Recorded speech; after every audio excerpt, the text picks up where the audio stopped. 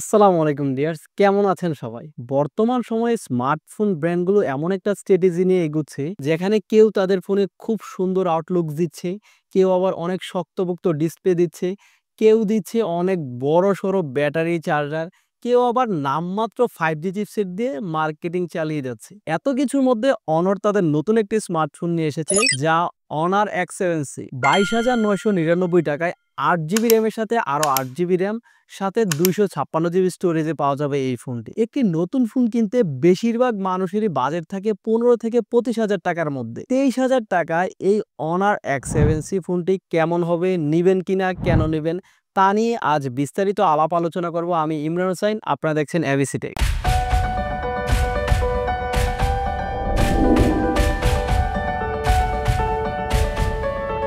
ফোনটির box content নিয়ে যদি কথা বলি, প্রথমেই ফোনটির বক্সে পেয়ে যাবেন কিছু ইউজার ম্যানুয়াল, একটি সিম ইজেক্টর পিন, একটি টিপিইউ ট্রান্সপারেন্ট কেস এবং 35 ওয়াটের একটি টাইপ সি চার্জার। সর্বশেষ অনার X7C ফোনটি। আমার হাতের ফোনটি ফরেস্ট গ্রিন কালার।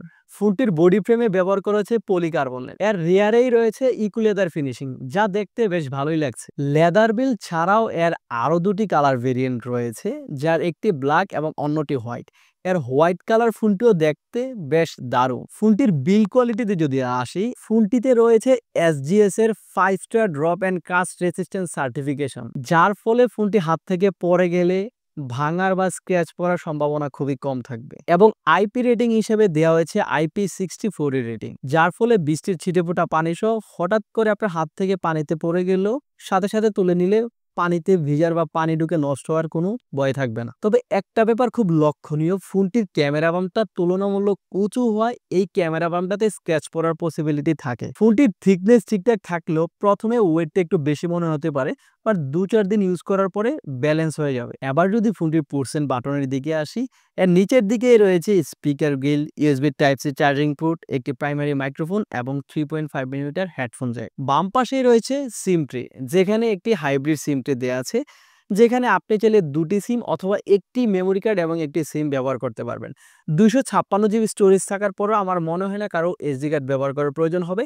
তারপরও আপনার যদি SD কার্ড ব্যবহার করার প্রয়োজন হয়, আপনি চাইলে একটি SD কার্ড ব্যবহার করতে পারবেন। এর উপরের দিকে রয়েছে আয়ার ব্লাস্টার এবং নয়েজ ক্যান্সেলেশন মাইক। এর ডান পাশেই রয়েছে ভলিউম রকার এবং পাওয়ার বাটন।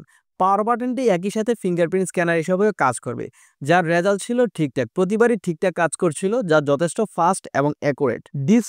ডিসপ্লে সেকশনে ফোনটিতে ব্যবহার করা হয়েছে 120Hz রিফ্রেশ রেটের 6.77 ইঞ্চের বড়সড় একটি IPS LCD প্যানেল, যার resolution 720x1610 pixels, PPI density 261। 23,000 টাকা বাজারের একটি ফোনে কিন্তু অ্যামোলেড আশা করাই যায়, বাট অ্যামোলেডে কিন্তু এখন একটা গ্রিন লাইনের ভয় থেকেই যায়। তবে এই ফোনটার ডিসপ্লে, কালার রেজুলেশন এবং ব্রাইটনেস নিয়ে আমি সন্তুষ্ট, কেননা এর ডিসপ্লে ছিল যথেষ্ট শার্প এবং কালারফুল। তবে হ্যাঁ, ফোনটিতে IPS এর সাথে ফুল HD প্লাস দিলে দেখতে আরো ভালো লাগতো এবং এর লোয়ার চিনটা যদি আরেকটু নেড়ে রাখতো, দেখতে আরো সুন্দর লাগতো, তখন আর এর ডিসপ্লে নিয়ে আমার কোনো অবজেকশন থাকতো না। বাট ওভারঅল এই ডিসপ্লেটা মেনে নেওয়ার মতো। চলুন এবার এর ক্যামেরা সেটআপ এবং এর পারফরম্যান্সটা দেখে আসি। অনার X7C এই ফোনটির ফ্রন্টেই রয়েছে 8 মেগাপিক্সেলের একটি সেলফি ক্যামেরা। 23,000 টাকা দামের একটা ফোনে 8 মেগাপিক্সেলে একটু বেমানান, এখানে আরেকটু বেশি মেগাপিক্সেল দিতে পারতো। কারণ হচ্ছে এর 8 মেগাপিক্সেলের ছবিতে একটু ফ্যাকাশে ফ্যাকাশে দিচ্ছিল এবং ডিটেলের পরিমাণও ছিল তুলনামূলক কম। তবে ভালো লাইট পেলে বেশি আলোতে একটা ভালো রেজাল্ট দিতে পারছিল। এই ফোনটির রিয়ার প্যানেলে রয়েছে ডুয়াল ক্যামেরা সেটআপ, যার একটি হচ্ছে 108 মেগাপিক্সেলের মেইন ক্যামেরা শুটার এবং অন্যটি হচ্ছে 2 মেগাপিক্সেলের ডেপথ সেন্সর। এত বড় সড়ো একটা ক্যামেরা কাটআউট, জায়গাও ছিল, এখানে চাইলে একটি আলট্রা ওয়াইড দিতে পারতো। যাই হোক, এখন চলুন দেখি এর মেইন ক্যামেরার ছবির পারফরম্যান্স কেমন ছিল। ডেলাইট কন্ডিশনে এর থেকে ভালো ছবি পেয়েছি। ছবিতে ডাইনামিক রেঞ্জ এবং এক্সপোজার ব্যালেন্সও ছিল ঠিকঠাক। জুম করে দেখলে এর ছবিতে ডিটেলের পরিমাণ একটু কম মনে হয়েছে, তবে পোর্ট্রেট মোডের ছবি ছিল সন্তুষ্টজনক। ছবিতে সাবজেক্ট ফোকাসিং, ব্যাকগ্রাউন্ড ব্লারনেস সবই ছিল ভালো, তবে স্কিন টোনটা কিছুটা সফট করে যায়, তবে ছবি দেখতে ন্যাচারালি লাগে। এছাড়াও পোর্ট্রেট মোডে 1x জুম 2x জুম করে ছবি তুলতে পারবেন।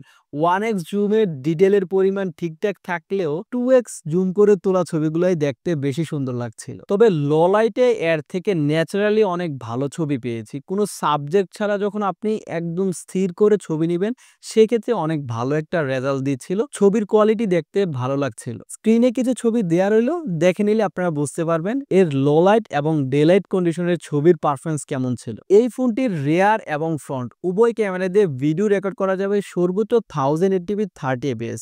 ভিডিওতে কোনো ওআইএস বা ইআইএস না থাকায় এর ভিডিও পারফরমেন্স অত ভালো পাইনি, স্টেবিলিটির অনেক অভাব ফিল করেছি এবং ইআইএস ওআইএস কোনোটাই না থাকায় ভিডিওতে নয়েজের দেখা পেয়েছি এবং ভিডিও অনেক শেকি হয়ে যাচ্ছিল। এখানে একটা কথা বলে রাখি, বর্তমান সময়ে স্মার্টফোন ইউজারদের একটা বড় প্রত্যাশা থাকে ক্যামেরা পার্টে, কারণ বর্তমানে সবাই একটু ছবি তুলতে পছন্দ করে, সোশ্যাল মিডিয়া আপলোড করার জন্য হোক বা কোনো ইভেন্টে গেলে ছবি এমনিতেই মানুষ তোলে। তো সেই ক্ষেত্রে হচ্ছে ক্যামেরার মেগাপিক্সেল না বাড়িয়ে একটা ভালো ক্যামেরা পারফরমেন্স দিলে মনে হয় মোবাইল ইউজাররা অনেক বেশি সন্তুষ্ট হবে। আশা করব পরবর্তীতে স্মার্টফোন ব্র্যান্ডগুলো যেন ইউজারদের এই ব্যাপারগুলো নোটিস করে এবং সেই রকম একটা পারফরমেন্স দিতে সক্ষম হয়। ওভারঅল অনার X7C এই ফোনটির ক্যামেরার পারফরমেন্সের কথা যদি বলি, এর ক্যামেরার পারফরমেন্স ছিল ওভারঅল ডিসেন্ট। এবার আসা যাক ফোনটির পারফরমেন্স সেকশনে। প্রসেসর হিসাবে এই ফোনটিতে ব্যবহার করা হয়েছে কোয়ালকম স্ন্যাপড্রাগন 685, যা 6 ন্যানোমিটার ফেব্রিকে বিল্ড করে একটি অক্টাকোর প্রসেসর। কোয়ালকম স্ন্যাপড্রাগন 685 এই চিপসেটটি লাস্ট কয়েক ডজন ফোনে ব্যবহার করতে দেখেছে, যার পারফরমেন্স নর্মাল ইউজে ডিসেন্ট। এর ব্যাপারটা হচ্ছে বর্তমান সময়ে আমাদের দেশের অধিকার আদায়ের মতো হয়ে গেছে। মানুষ অধিকার আদায়ের জন্য কিছু হলেই আন্দোলন শুরু করে দেয়, আর মোবাইল কোম্পানিগুলো মনে হয় কোনো প্রসেসর খুঁজে না পেলে 685 ধরিয়ে দেয়। সে যাই হোক, এই কোয়ালকম স্ন্যাপড্রাগন 685 প্রসেসরটি কিন্তু রেগুলার ইউজে বেশ ধারাবাহিক একটা পারফরমেন্স দিতে পারে। তবে এইখানে একটা কথা হচ্ছে, এই প্রসেসরটা আমার কাছে মনে হয় 15 থেকে 20,000 টাকা বাজেট পর্যন্ত ঠিক আছে। 20,000 টাকার উপরে গেলে এই প্রসেসরটা সত্যি বেমানান। তবে ফোনটা যেহেতু অনারের আর যেখানে অপারেটিং সিস্টেম হিসেবে পেয়ে যাচ্ছেন ম্যাজিক ওএস, সো সেখানে আপনি পারফরমেন্সে সন্তুষ্ট থাকবেন, কেননা অ্যান্ড্রয়েড 14 এর সাথে এর ম্যাজিক ওএসটা ছিল একদম অপটিমাইজড, একদম ম্যাজিকের মতোই কাজ করছিল। অনারের ইউআই এত সলিড এবং স্মুথ, সত্যি বলতে এই সময় এসো কোয়ালকম স্ন্যাপড্রাগন 685 এত ভালো পারফরমেন্স দিয়েছে যা সত্যিই অসাধারণ, যা দিয়ে মাল্টিটাস্কিং করার সময় কোনো ধরনের কোনো হ্যাংল্যাগের দেখা পায়নি। তবে অ্যাপ ওপেনিং ক্লোজিং এ কিছুটা টাইম নিচ্ছিল। ডে বাই ডে ইউজে খুব ডিসেন্ট একটা রেজাল্ট দিয়েছে। গেমিং এর কথা বললে 2D 3D এই গেমগুলো খুব স্মুথলি ইজিলি খেলা যাচ্ছিল। তবে পাবজি ফ্রি ফায়ারের কথা যদি বলি, পাবজি ফ্রি ফায়ারও খেলতে পারবেন, তবে সেই ক্ষেত্রে হাই গ্রাফিক্স সেটিংসে গেলে আপনাকে একটু ল্যাগ পেতে হবে এবং গ্রাফিক্সটা অত ভালো পাবেন না। বাট আপনি যদি মিডিয়াম গ্রাফিক্স সেটিংসে খেলেন, সেক্ষেত্রে আবার একটা ভালো রেজাল্ট পাবেন। এবং এই ফোনটির একটা ভালো দিক হচ্ছে দীর্ঘ সময় ইউজেও এই ফোনটি একটু গরম হতে লক্ষ্য করিনি। ফোনটির সাউন্ড কোয়ালিটির কথা যদি বলি, ফোনটিতে কিন্তু স্টিরিও স্পিকার ব্যবহার করা হয়েছে এবং এর লাউড সর্বোচ্চ 300% ভলিউম পর্যন্ত, যা যথেষ্ট লাউড এবং ক্লিয়ার। এবং এর স্পিকারের ফুল ভলিউমেও সাউন্ডে তেমন কোনো ডিস্টরশন লক্ষ্য করিনি। এর ইয়ারপিসের সাউন্ডও ছিল যথেষ্ট ভালো। নয়েজ ক্যান্সেলেশন থাকায় কথা বলার সময় একটা বেটার রেজাল্ট পেয়ে যাবেন। নেটওয়ার্ক জনিত কোনো প্রবলেম ফেস করতে হবে না। রয়েছে 4G network supported, dual band wifi এবং ব্লুটুথ ভার্সন 5.0। অনার X7C এই ফোনটিতে ব্যবহার করেছে 6000 mAh এর একটি বিগ ব্যাটারি। এই বড় সড়ো ব্যাটারিটি চার্জ করার জন্য এর বক্সেই দেওয়া আছে 35 ওয়াটের একটি সুপার ফাস্ট চার্জার, যা দিয়ে এর ব্যাটারিকে ফুল চার্জ করতে সময় লেগেছে অ্যারাউন্ড 1 ঘন্টা 40 মিনিটের মতো। ওভারঅল অফিসিয়াল ডিভাইস হিসাবে অনার X7C এই ফোনটির পারফরমেন্স ছিল